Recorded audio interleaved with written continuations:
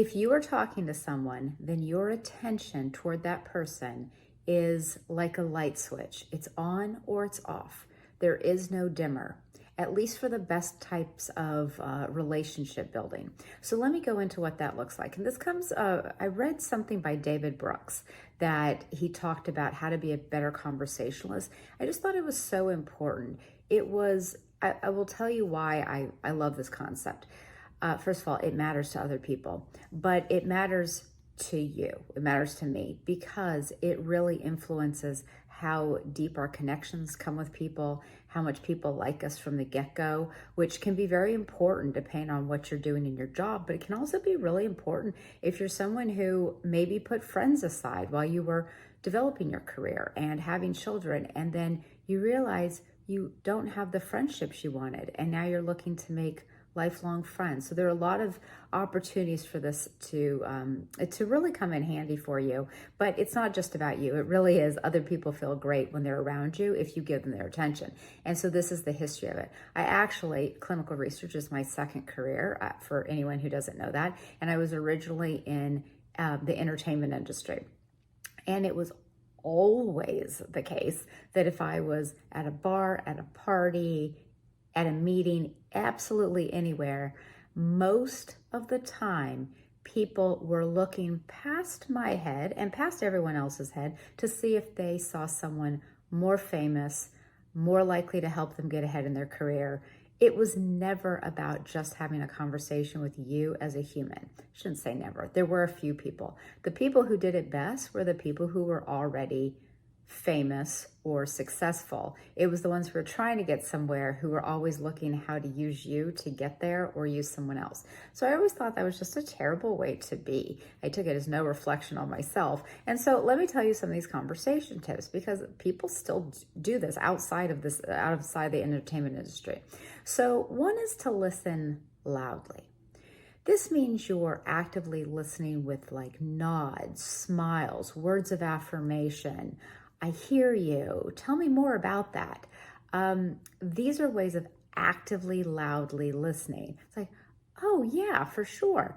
Now, it doesn't mean that you have to say those things, and you shouldn't seem disingenuous about it. You don't just want to say them. But really, I find most other things fascinating. I just find the whole world fascinating. People are fascinating. And there's a great joy in talking to people. And so I will give words of affirmation, some nods and things like that. But nods are the easiest way to start, smiling as well.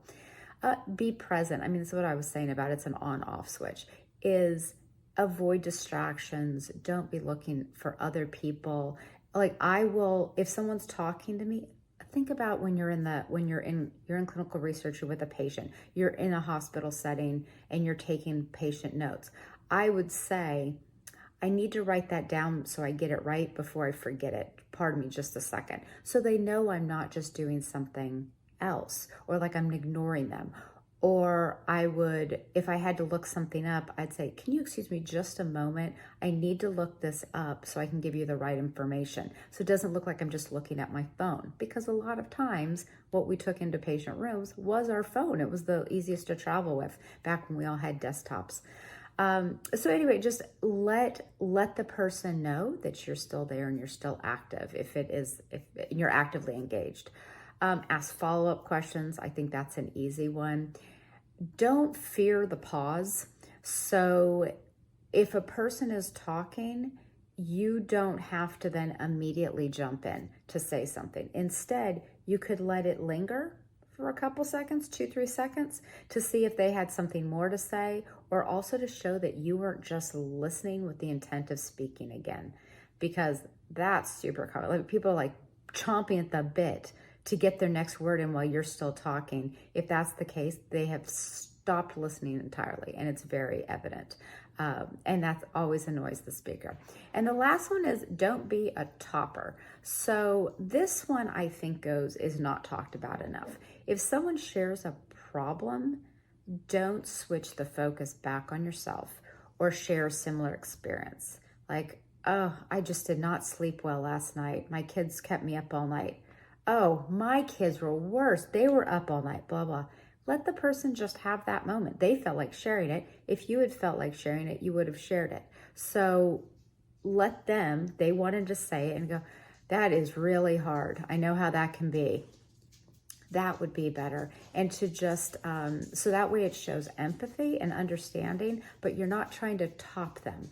You got worse sleep. You had a worse car incident. You had blank, so don't be a topper. Anyway, attention is an on-off switch, and don't be a topper. That's just a bonus. Okay, bye.